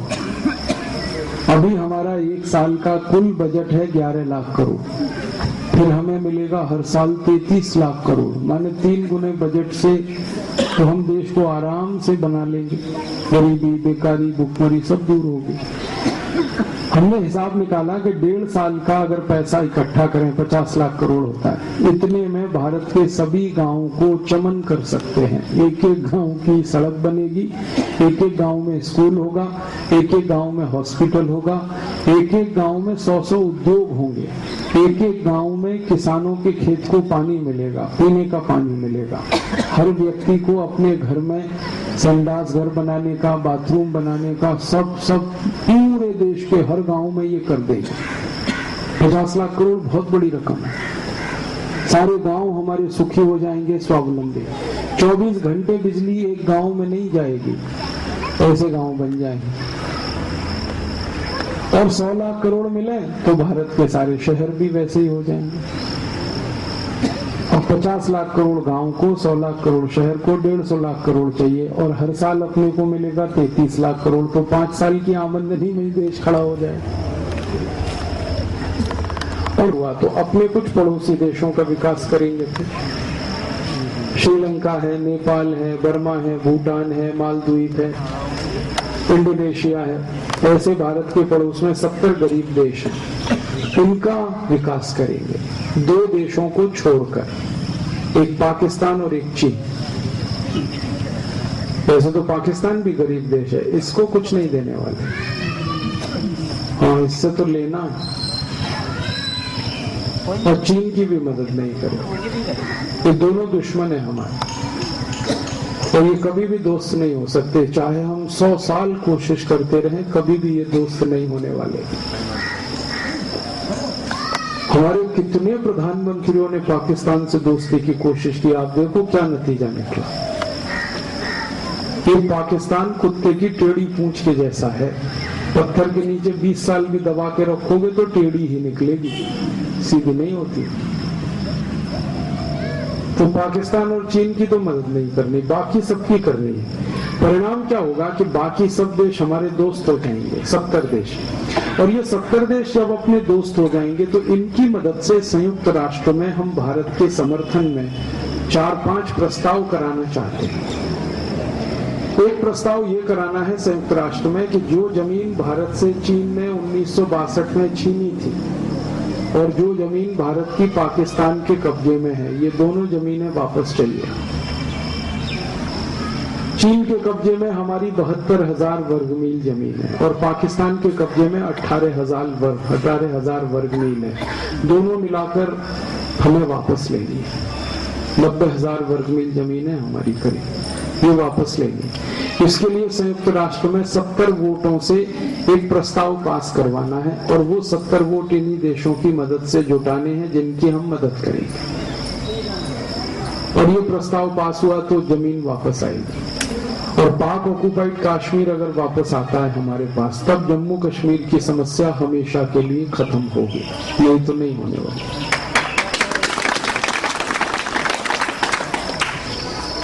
जिस दिन पाक ऑक्युपाइड कश्मीर हम ले लेंगे वापस, उसी दिन समस्या समाप्त हो जाएगी। और एक दूसरा प्रस्ताव कराना है, अपना ये जो कैलाश मानसरोवर है वापस लेना है चीन से। ये तो हमारा तीर्थ स्थान है। और इसके लिए क्या करेंगे? चीन की सबसे कमजोर नस दबाएंगे। ये जो 70 देश है ना, इनकी मदद से संयुक्त राष्ट्र में एक प्रस्ताव करवाएंगे, तिब्बत को आजाद करो। और जैसे ही तिब्बत की आजादी का सवाल आप उठाओगे, चीन आपके सामने तुरंत सरेंडर करेगा, क्योंकि चीन के लिए सबसे कमजोर है तिब्बत। और 70 देश अगर मान जाएं तो तिब्बत तो आजाद होगा ही, फिर चीन कुछ नहीं कर सकता, क्योंकि फिर संयुक्त राष्ट्र की सेना जाएगी तिब्बत को आजाद करने। और तिब्बत आजाद हो जाए तो भारत हमेशा के लिए सुरक्षित हो जाएगा, क्योंकि फिर चीन और भारत के बीच में तिब्बत आ जाएगा। तो देश की सुरक्षा हमारे लिए बहुत जरूरी है। उसके लिए तिब्बत को आजाद होना बहुत जरूरी है। और 70 देश तैयार हैं, बस हमें उनको इकट्ठा करना है। तो पहले हम उनकी मदद करेंगे, फिर वो हमारे साथ आ जाए। फिर एक प्रस्ताव और कराना है। अंग्रेजों ने भारत में 250 साल बहुत सारा धन लूटा, वो सब वापस लाना है। अंग्रेजों ने हमारा कोहिनूर हीरा लूटा, अंग्रेजों ने महाराजा रणजीत सिंह के सोने का सिंहासन लूटा, रॉबर्ट क्लाइव नाम के अंग्रेज ने पानी के 900 जहाज भर के सोने के सिक्के लूटे भारत से, वॉरेन हेस्टिंग्स ने, डलहौजी ने, लॉरेंस ने, लिलिथगो ने, ऐसे 84 अंग्रेज अधिकारियों ने लाखों करोड़ों की संपत्ति लूटी। और उस पूरी संपत्ति का हमने हिसाब जोड़ा, वो 450 लाख करोड़ की संपत्ति। ये पूरा वापस लाना है। इसके लिए संयुक्त राष्ट्र में प्रस्ताव कराना है और एक अंतर्राष्ट्रीय अदालत में मुकदमा लड़ना है अंग्रेजों के खिलाफ। उस मुकदमे में गवाही के लिए ये 70 देश चाहिए हम, क्योंकि अंग्रेजों ने इनको भी लूटा है। ये सब देश हमारे साथ खड़े होंगे और वो मुकदमा जीतेंगे हम तो 450 लाख करोड़ की संपत्ति फिर आएगी भारत में। और वो संपत्ति सोने के रूप में लाएंगे हम। और 450 लाख करोड़ का सोना लाकर अगर भारत में जमा कर दिया जाए तो भारत के रुपए की ताकत डॉलर की तुलना में 50 गुनी बढ़ जाएगी। अभी $1 में 44 रुपए है, फिर $1 में $7 हो जाएंगे। जब रुपए की ताकत बढ़ेगी तो जो निर्यात हम करते हैं दुनिया के देशों में, इसकी आमदनी हमारी 50 गुनी बढ़ जाएगी। इस समय हमारा निर्यात 8 लाख करोड़ का है, फिर वो 400 लाख करोड़ का हो जाएगा। और निर्यात से 400 लाख करोड़ आए और हर साल ब्याज से 33 लाख करोड़ आए तो 433 लाख करोड़ देश की आमदनी हो गई। इस समय देश की आमदनी 11 लाख करोड़ से भी कम है। और फिर 433 लाख करोड़ हो जाए तो देश को तो सोने की चिड़िया नहीं, सोने का शेर बना लेगी। अब की बार सोने की चिड़िया नहीं बनाएंगे भारत को, क्योंकि सोने की चिड़िया था तो लूट लिया सब विदेशियों ने। चिड़िया कमजोर होती है, शेर मजबूत होता है। सोने का शेर बनाएंगे, अब कोई ना लूटे इस देश को। और एक बड़ा काम होने वाला है कि अगर रुपया मजबूत हो गया, डॉलर कमजोर, तो जो भारतवासी अमेरिका में रह रहे हैं ये सब वापस आ जाएंगे। 2.5 करोड़ भारतवासी आएंगे वापस। तो इनका जो ब्रेन है, इनका जो दिन, गरीबी दूर होगी, भुखमरी दूर होगी, बेकारी दूर होगी। और महंगाई दूर करेंगे हम कैसे? जब आमदनी 433 लाख करोड़ की देश को हो जाए तो टैक्स लेने की जरूरत नहीं, सारे टैक्स माफ कर दो, क्योंकि टैक्स की आमदनी तो 7-8 लाख करोड़ की है, कोई बड़ी बात नहीं, वो हम माफ कर सकते। टैक्स माफ कर दिए तो सारी महंगाई खत्म। मैंने अभी हिसाब जोड़ा, सारे टैक्स माफ करें तो पेट्रोल मिलेगा 16 रुपए लीटर, डीजल मिलेगा 7 रुपए 80 पैसे लीटर, रसोई गैस का सिलेंडर मिलेगा 45 रुपए, नमक मिलेगा 50 पैसे किलो। आप बस का टिकट खरीदो 100 रुपए का, टैक्स खत्म होने के बाद वो टिकट मिलेगा 27 रुपए। रेल का टिकट 100 रुपए का, टैक्स खत्म होने के बाद वो मिलेगा 22 रुपए का। सारे टैक्स खत्म होंगे, सब महंगाई खत्म, पढ़ाई बहुत सस्ती हो जाएगी। अभी इंजीनियरिंग की पढ़ाई में 5 साल में 5 लाख खर्च होता है, फिर 50,000 में हो जाएगी वो पढ़ाई। मेडिकल की पढ़ाई में 7-8 साल में 40 लाख खर्च होता है, फिर 4 लाख में हो जाएगी। शिक्षा सस्ती, घर खर्च चलाना सस्ता, पढ़ाई सस्ती, चिकित्सा सस्ती, हर चीज सस्ती, तो गरीब आदमी भी जिंदा रहेगा और हर आदमी की आमदनी बढ़ेगी। तो महंगाई खत्म, बेकारी खत्म, गरीबी खत्म, भुखमरी खत्म, शिक्षा सबको, पानी सबको, रोजगार सबको, हर चीज हो जाएगी और हर आदमी को योग प्राणायाम का ज्ञान दे देंगे हम, तब तक तो सब सुखी स्वस्थ हो जाएंगे। तो ऐसा देश बना। आपकी इसमें मदद चाहिए। आप बोलोगे जी क्या मदद करें? आप हमारे इस अभियान के साथ जुड़ जाओ, मेंबर बन जाओ, तो हमारा ये काम जल्दी होगा। ये अभियान पूरा करने के लिए हमें 5 करोड़ मेंबर चाहिए सारे देश में, तब हमारे 400 सांसद चुनकर आएंगे संसद में, जब 5 करोड़ मेंबर हों। अभी हमारे अभियान में 50 लाख मेंबर हैं, अभी 4.5 करोड़ बाकी हैं। हर व्यक्ति अगर 10-10 मेंबर बना दे तो हमारे 5 करोड़ मेंबर पूरे हो जाएंगे। तो मैं आपसे निवेदन करने आया कि आप हमारे अभियान में मेंबर हो जाओ। और मेंबर होने के लिए 11 रुपए का आपसे दान चाहिए हमें। हमारे अभियान में कोई भी व्यक्ति जो मेंबर बनता है उसकी दान राशि 11 रुपए रखी है हमने, गांव के व्यक्तियों के। तो आप मेंबर बनेंगे, 11 रुपए दान कर सकते हैं, रसीद आपको हम दे देंगे और वो जो आप 11 रुपए हमें देंगे, यही पैसे से हम ये लड़ाई लड़ने वाले हैं। सारी दुनिया के स्तर पर ये काम हमें करना है, इसमें हमारा 250 करोड़ खर्च होने वाला है। तो ये पैसा हम चाहते हैं कि भारत के ईमानदार लोगों से, मेहनती लोगों से 11-11 रुपए के रूप में इकट्ठा किया जाए। वैसे तो करोड़पति लोग तैयार हैं हमको पैसा देने के लिए, हमने लेना बंद कर दिया उनसे, नहीं लेते अब किसी से, क्योंकि कौन करोड़पति कहाँ बेईमानी का कौन सा पैसा हमको दे दे हमें तो पता ही नहीं। और बेईमानी का पैसा बेईमान बनाता है आदमी, ईमानदारी का पैसा ईमानदारी लाता है। तो हम चाहते हैं गाँव के मेहनत करने वाले मजदूर हैं, जमींदार हैं, किसान हैं, अध्यापक हैं, विद्यार्थी हैं, ऐसे साधारण लोगों से 11-11 रुपए लेकर अपना फंड पूरा कर लें। और हमें 5 का अभियान जब सफल होगा तो आपको बड़ा गर्व होगा कि आपने एक ऐसे अभियान के साथ अपने को जोड़ा। और ये अभियान सफल होने ही वाला है, क्योंकि एक सन्यासी ने शुरू किया है ये। और सन्यासी जब भी कोई काम भारत में करते हैं, भगवान भी वो काम पूरे करा देते हैं। हमारे देश में एक सन्यासी थे 1857 में, उनका नाम था परम पूजनीय स्वामी दयानंद सरस्वती। उन्होंने एक अभियान शुरू किया था भारत की आजादी का, क्योंकि अंग्रेज उस समय राज करते थे देश में। तो उनके अभियान में भगवान ने 7,32,780 क्रांतिकारियों को भेज दिया। नाना साहब पेशवा, तात्या टोपे, झांसी की रानी लक्ष्मीबाई, नाना फडणवीस, वासुदेव बलवंत फड़के, शहीद आजम भगत सिंह, उधम सिंह, चंद्रशेखर, ऐसे 7,32,780 क्रांतिकारी किसी सन्यासी के अभियान में आ गए।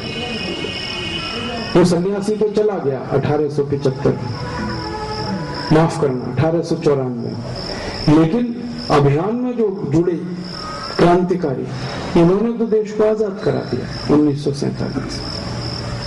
तो सन्यासी जब कोई काम करता है तो ऐसे सफल होता है। अब फिर एक सन्यासी हैं परम पूजनीय स्वामी रामदेव जी, उन्होंने ये अभियान शुरू किया और देश को समृद्धशाली बनाना है, वैभवशाली बनाना है, गरीबी, भुखमरी, बेकारी से मुक्त करना है, बीमारी बुराइयों से मुक्त करना। तो फिर सारा देश इकट्ठा हो रहा है, फिर लाखों क्रांतिकारी आएंगे, फिर लड़ाई होगी। पहले गोरे अंग्रेजों से हुई थी, अब काले अंग्रेजों से होगी लड़ाई, तो फिर होने वाली। अब आप सब इस अभियान में जुड़ जाएंगे तो ये लड़ाई हम जल्दी जीतेंगे, यही मेरा आपसे निवेदन है। और आप जुड़ेंगे, दूसरों को भी जोड़ेंगे, ऐसा मेरा पूरा विश्वास है, क्योंकि हम सब ईश्वर की प्रेरणा से इकट्ठे हुए हैं। मुझे कई बार ऐसा लगता है कि हम पुराने बिछड़े हुए ही क्रांतिकारी हैं जो अब फिर इकट्ठे हो रहे हैं। 1857 में परम पूजनीय दयानंद सरस्वती ने इकट्ठा किया, अब 2010 में परम पूजनीय स्वामी रामदेव जी इकट्ठा कर रहे हैं। दोनों एक ही परंपरा के सन्यासी। जिस परंपरा के स्वामी दयानंद जी थे उसी परंपरा के स्वामी रामदेव जी। तो मुझे तो लग रहा है ये ईश्वर की कोई लीला चल रही है, ईश्वर की कोई प्रेरणा से ये काम हो रहा है और हम सब भी ईश्वर की प्रेरणा से इस काम में जुड़ रहे हैं। मैं आया, आप आए, ऐसे 50 लाख लोग आ गए, 4.5 करोड़ और आएंगे तो काम तो होने वाला है। तो आप सब इस अभियान में जुड़े और अपनी अपनी आहुति इस अभियान के लिए दें। 11 रुपए का जो दान है वो आपकी आहुति है एक तरह से, और आपकी जो मेंबरशिप है वो हमारी ताकत बनने वाली है। 5 करोड़ लोगों की ताकत इस देश में 400 सांसदों को संसद में पहुंचा देगी। तो ये दोनों तरह से हमें अभियान सफल करना है। यही निवेदन करके मैं आपका आभार व्यक्त करूंगा, धन्यवाद दूंगा। आप सब इतनी देर यहाँ बैठे रहे, मेरी बातों को शांति से सुनते रहे। मेरा निवेदन है कि ये बातें आप दूसरों को भी सुनाएं। जितने ज्यादा लोगों तक ये बात आप पहुंचाएंगे उतना जल्दी ये काम पूरा हो जाएगा। मैं आपसे कहूंगा भारत माता की, हम सब बोलेंगे जय भारत माता की, भारत माता की, भारत माता की, वंदे